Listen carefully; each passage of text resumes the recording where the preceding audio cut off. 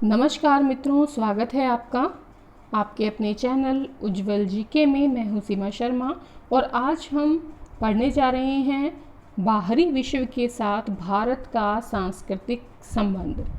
बहुत ही महत्वपूर्ण टॉपिक है, यानी कि जो इंडियन कल्चर है वो दूसरे देशों में किस प्रकार से फैला और किन किन देशों में इसका प्रसार हुआ, उसके बारे में हम बात करेंगे। साथ ही हम इसके महत्वपूर्ण प्रश्न देखेंगे। तो मित्रों, वीडियो शुरू से लेकर अंत तक देखिएगा। और अगर आप उज्ज्वल जी के चैनल पर नए हैं तो प्लीज़ चैनल को सब्सक्राइब करें, पास के बेल आइकन को प्रेस करें ताकि नई वीडियो की नोटिफिकेशन आपको समय रहते मिलती रहे। और अगर आपको वीडियो पसंद आती है तो लाइक करना न भूलें और अपने मित्रों में शेयर ज़रूर करें। तो चलिए पढ़ना शुरू करते हैं। विदेशों में भारतीय संस्कृति, यानी कि बाहरी विश्व के साथ भारत का सांस्कृतिक संबंध। देखिए, भारत का विश्व के मिस्र, मेसोपोटामिया, यूनान, रोम आदि पश्चिमी देशों के साथ व्यापारिक और सांस्कृतिक जो संबंध है वो प्राचीन काल से रहा है, सिंधु घाटी सभ्यता के टाइम पीरियड से।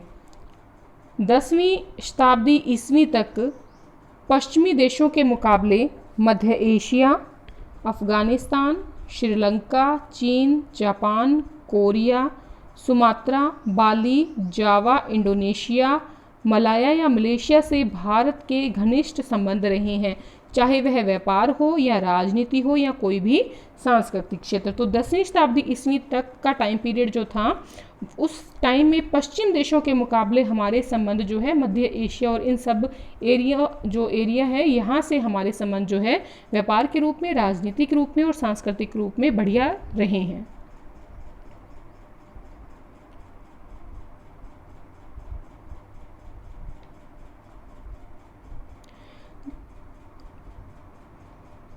वृहत भारत कौन सा एरिया कहलाता है? देखिए, प्राचीन काल में भारत की जो भौगोलिक सीमाएं थी वो बहुत ज़्यादा विस्तृत थीं। एशिया के भूभागों में जो भारत की संस्कृति और जीवन प्रणाली है वो फैली हुई थी, जिसके अंतर्गत मलाया, जावा, मलाया यानी कि मलेशिया, आज का Malaysia, Malaya, Java, Sumatra, Bali, Champa, Indonesia, श्याम, वर्मा, बोर्निया, कंबोडिया, सूरीनाम आदि द्वीप समूह और श्रीलंका में, यानी कि लंका में भारतवासियों के क्या थे? उपनिवेश थे। और इस प्रकार एशिया का वह भाग जहाँ प्राचीन काल से लेकर ईसा की 10वीं शताब्दी तक भारत की संस्कृति फैली थी, तो वो वृहत भारत जो है वो कहलाती थी। यानी कि प्राचीन काल से लेकर ईसा की 10वीं शताब्दी तक का टाइम पीरियड जो था वो ये सब देशों को मिलाकर भारत जो है वो वृहत्तर भारत कहलाता था, क्योंकि यहाँ पर हमारे उपनिवेश जो हैं वो स्थापित थे। देखिए, एशिया का आगे देखिए, विदेशों में भारतीय संस्कृति का प्रसार। अब सबसे पहले हम विदेशों की बात करेंगे तो अलग अलग जगह को साथ में लेकर चलेंगे। सबसे पहले हम चीन की बात करें तो ईसा की पहली शताब्दी से ही चीन और भारत में धार्मिक दृष्टि से आदान प्रदान जो है वो शुरू हो गया था। भारतीय जो बौद्ध भिक्षु हैं उन्होंने चीन में जाकर भारतीय संस्कृति का जो है प्रसार किया। वहीं चीनी यात्रियों ने भारत का भ्रमण किया और चीनी जो संस्कृति है उसके साथ जो है हमारा समन्वय जो है स्थापित किया। तो ये सब जो है किस कारण से हुआ? बौद्ध जो धर्म है उसके वजह से हुआ।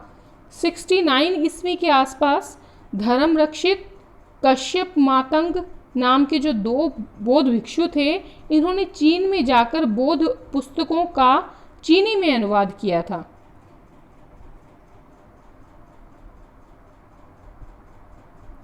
धर्म रक्षित और कुमारजीव प्रसिद्ध जो है विद्वान थे। कुमारजीव काफ़ी फेमस थे। तो कुमारजीव और धर्म रक्षित जो थे, इन्होंने क्या किया? चीन में बौद्ध धर्म का प्रसार किया था।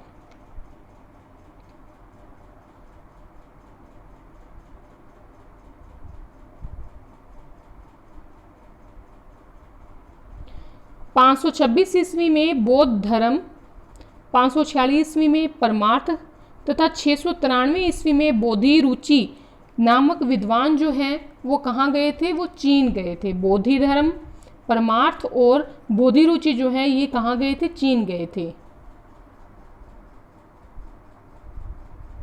धर्मदेव चीन जाने वाला अंतिम भारतीय विद्वान था। यह 900 82 ईस्वी से 1011 ईस्वी के बीच में चीन गया था।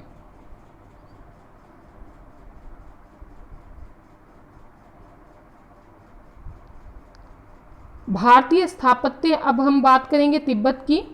देखिए, भारतीय स्थापत्य कला गणित, ज्योतिष, चिकित्सा, संगीत, मूर्तिकला, चित्रकला का चीन में जो है काफ़ी प्रचार प्रसार हुआ। जो भारतीय स्थापत्य कला थी, गणित, ज्योतिष, चिकित्सा, संगीत, मूर्तिकला, इन सब का चीन में काफ़ी प्रचार प्रसार हुआ। और तिब्बत में 639 ईस्वी में जब शांग शासनकाल आया, उस समय भारतीय संस्कृति का प्रसार जो है यहाँ पर हुआ। राजा सतोसांग नेम्पो जो थे, इन्होंने भारत से वैवाहिक जो संबंध है वो स्थापित किए थे। विक्रमशिला विश्वविद्यालय के आचार्य जो दीपंकर थे, दीपंकर श्री ज्ञान, इन्होंने भी तिब्बत में बौद्ध धर्म जो है इसका प्रचार प्रसार किया था।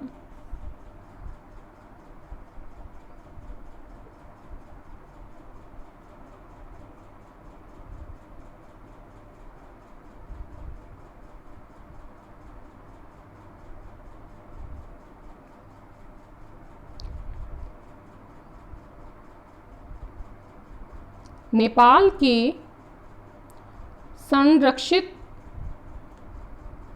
रक्षित आएगा यहाँ, संत रक्षित तथा पदम संभव ने तिब्बती लामा धर्म जो है तिब्बत में काफ़ी फेमस है, तो लामा धर्म की जो है नींव रखी थी संत रक्षित ने, पदम संभव ने। और आधुनिक काल में जो है राहुल सांकृत्यान ने तिब्बत में रहकर बौद्ध धर्म का जो है वो अध्ययन किया। तिब्बत में बौद्ध धर्म का काफ़ी प्रचार हुआ और वहाँ बौद्ध धर्म और बौद्ध विहार जो है वो बनाए गए। अब हम बात करेंगे जापान की। तो जापान में बौद्ध धर्म का प्रचार जो है वो भारत से सीधा नहीं हुआ, चीन और कोरिया से हुआ। 522 ईस्वी से 603 ईस्वी तक जापान में जो है वो बौद्ध धर्म काफ़ी प्रभावी रहा।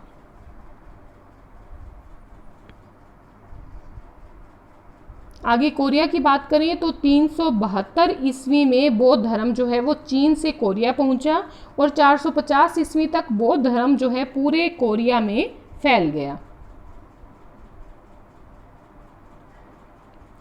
लंका की बात करें तो देखिए, भारत और लंका का संबंध आपको प्राचीन काल से ही पता चलता है। जब आप रामायण की बात करते हैं तो वाल्मीकि रचित जो रामायण है इसमें लंका का सर्वप्रथम उल्लेख किया गया है। और लगभग 500 ईसा पूर्व में भड़ोच के निवासी थे विजय, ये लंका गए और वहाँ पर एक पश्चिमी हिंदू भाषा का प्रचलन किया। तृतीय सदी ईसा पूर्व में सम्राट अशोक ने अपने पुत्र राजकुमार महेंद्र और पुत्री संघमित्रा राजकुमारी को लंका में भेजा और धीरे धीरे लंका में ये जो बौद्ध धर्म है ये विकसित होता चला गया। बर्मा की बात करें तो देखिए, प्राचीन काल में बर्मा का नाम था इंद्रद्वीप। कहा जाता है कि गौतम बुद्ध के जो प्राथमिक जो शिष्य थे तापुस और भालुक, ये कहाँ के निवासी थे? ये बर्मा के निवासी थे। अशोक के धर्म प्रचारकों सोन और उत्तर में सुवर्ण भूमि किसे कहा जाता था? बर्मा को। तो धर्म प्रचारकों सोन तथा उत्तर ने, एक धर्म प्रचारक था सोन, एक धर्म प्रचारक था उत्तर, इन्होंने बर्मा में बौद्ध जो धर्म है इसका प्रचार प्रसार किया। बर्मा में भ्रशम वंश के शासनकाल में भारतीय संस्कृति का व्यापक प्रसार हुआ और इस दौरान वहां पर हिंदू मंदिरों का निर्माण भी किया गया।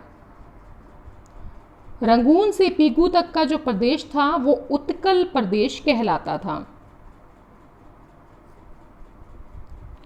9वीं-10वीं सदी में अस्तित्व में आए पागन नगर तथा राज्य का संस्कृत नाम जो था वो अरिमर्दनपुर था और उनके राज्य को ताम्रद्वीप कहा जाता था।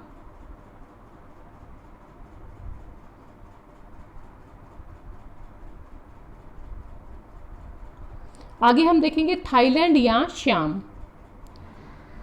द्वितीय सदी में श्याम में हिंदू सभ्यता का जो है प्रचार प्रसार हुआ। वहाँ पर प्रथम हिंदू उपनिवेश का नाम था द्वारावती। 13वीं शताब्दी के पूर्व यहाँ पर भारतीयों का प्रभुत्व रहा था।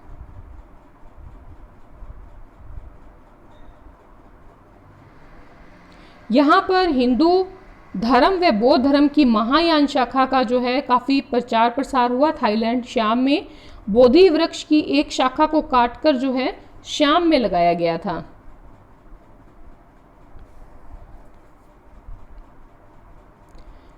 कंबोडिया या कंबोज, देखिए कंबोज को चीनी भाषा में फू नान कहा जाता है। जो कंबोडिया है, यहाँ पर हिंदू धर्म के प्रसार का श्रेय एक भारतीय ब्राह्मण को जाता है, कौंडिन्य ब्राह्मण को, जिसने नागी जाति की शोभा नाम की स्थानीय राजकुमारी से विवाह कर लिया था और प्रथम शताब्दी में एक हिंदू राज्य की स्थापना कंबोडिया में की थी या कंबोज में की थी, और इस कारण यहाँ पर हिंदू संस्कृति का काफ़ी व्यापक प्रचार हुआ।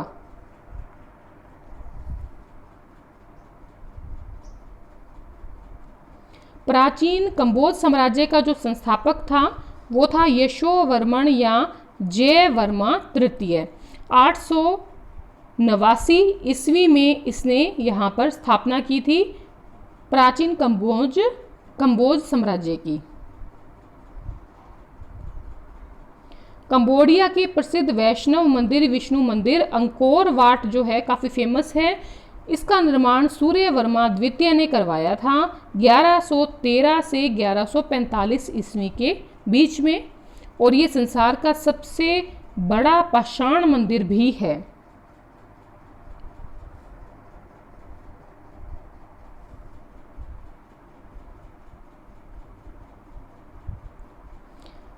कंबोज या कंबोडिया में बौद्ध धर्म की अपेक्षा हिंदू धर्म ज़्यादा लोकप्रिय हुआ, और यहाँ पर शिव विष्णु ब्रह्मा सरस्वती आदि की पूजा वो प्रचलित हो गई।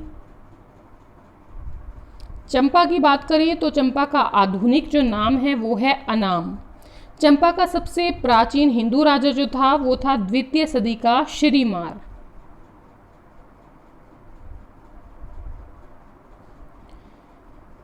वायु पुराण में चंपा को अंग द्वीप कहा गया है। चंपा में शैव मत वो ज़्यादा प्रचलित था, और चंपा की जो राजभाषा थी वो संस्कृत थी।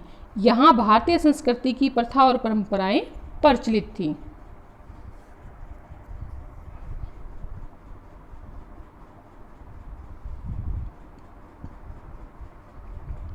जो चंपा है यहाँ पर माइसोन और पो नगर के मंदिर मिले हैं जो काफ़ी फेमस हैं।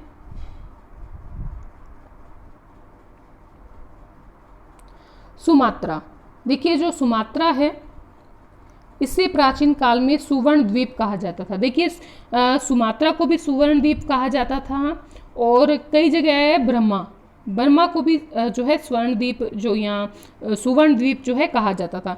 दरअसल क्या ये जो एरिया था इस साइड का, यहाँ पर स्वर्ण निकाला जाता था, जिसकी वजह से इसका नाम सुवर्ण द्वीप कहा। इस साइड के जितने भी राज्य थे वो सभी सुवर्ण द्वीप कहलाते थे प्राचीन काल में। सुमात्रा में चौथी शताब्दी में श्री विजय नामक हिंदू राज्य था।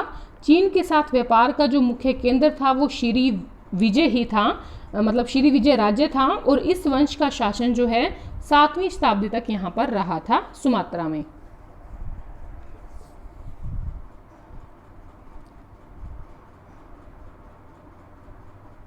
आगे है बाली।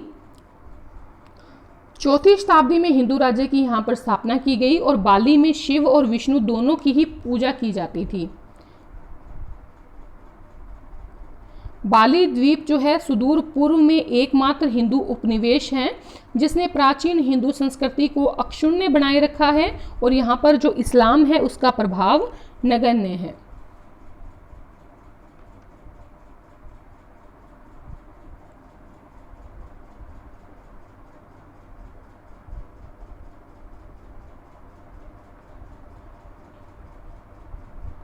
आगे देखते हैं, बाली के बाद जावा। देखिए फाहियान जो हैं इनके अनुसार जावा में केवल ब्राह्मण धर्म वो प्रचलित था। यहाँ पर द्वितीय सदी में हिंदू राज्य की स्थापना हुई थी। जावा जो है यहाँ पर बौद्ध धर्म का प्रचार प्रसार हुआ और जावा का प्रसिद्ध बौद्ध स्तूप जो काफ़ी फेमस है बोरोबुदुर, वो जावा में स्थित है जो कि जकार्ता के पास है। और इस स्तूप में 400 बुद्ध मूर्तियाँ हैं।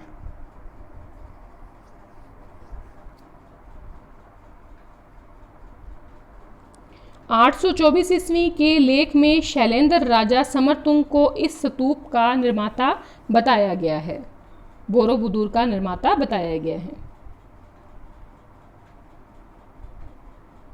आगे है अफगानिस्तान। देखिए प्राचीन काल में यह भारत का ही अंग था और यहाँ पर आर्यों की बस्तियाँ बसी हुई थी। बाद में विदेशी आक्रमणों के कारण यहाँ पर स्वतंत्र देश बन गया था अफगानिस्तान, परंतु भारतीय सभ्यता और संस्कृति का प्रसार और प्रभाव जो है काफ़ी समय तक अफगानिस्तान में बना रहा। आगे है मलाया या मलेशिया। देखिए मलाया द्वीप जो है, द्वीप समूह, यहाँ पर प्राचीन काल में अनेक हिंदू राज्य थे और इनमें कर्मरंग, कटाहा, पहंग और कलशपुर जो हैं ये हिंदू राज्य काफ़ी प्रमुख थे। और इस प्रायद्वीप में, मलाया द्वीप समूह में अनेक भागों में प्राचीन मूर्तियाँ, संस्कृत लेख और मंदिरों के खंडर आदि भी मिले हैं। प्रायद्वीप आपको मैंने पहले बताया था, प्रायद्वीप का मतलब है जहाँ पर तीन तरफ क्या हो, जल हो।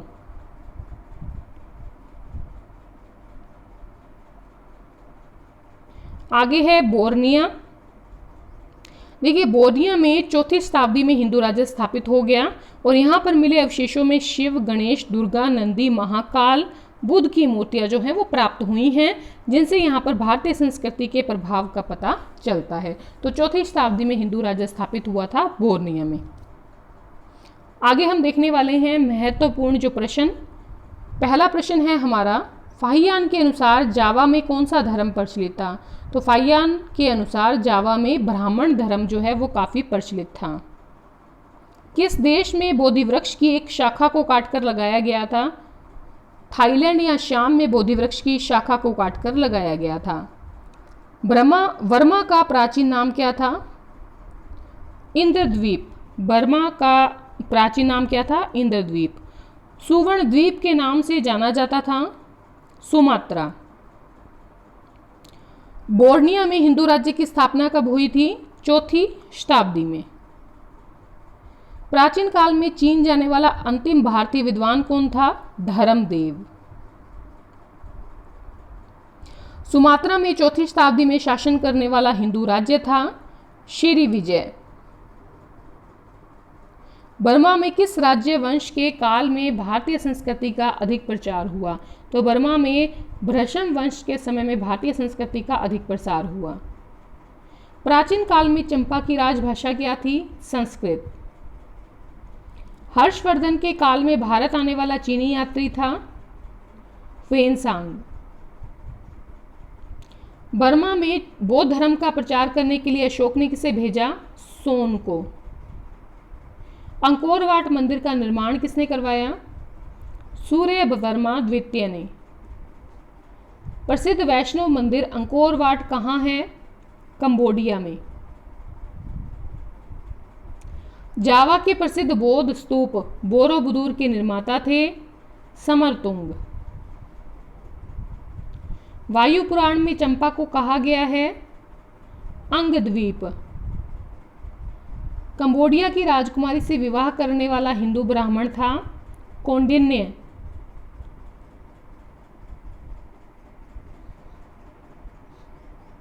और इसकी पत्नी का नाम था शोभा। आधुनिक काल में किस भारतीय विद्वान ने तिब्बत में रहकर बौद्ध धर्म का अध्ययन किया? राहुल सांकृत्यायन। अपने पुत्र महेंद्र को बौद्ध धर्म का प्रचार करने के लिए श्रीलंका भेजने वाला भारतीय सम्राट था अशोक। तिब्बत में बौद्ध धर्म के प्रचारक आचार्य द्वीप शंकर किस विश्वविद्यालय से संबंधित थे? विक्रमशिला। अंतिम प्रश्न है, अशोक ने श्रीलंका में अपनी किस पुत्री को धर्म प्रचार के लिए भेजा था? तो संघमित्रा को भेजा था। आशा है वीडियो पसंद आई होगी। अपने एक मित्र को शेयर जरूर करें, लाइक जरूर करें। धन्यवाद।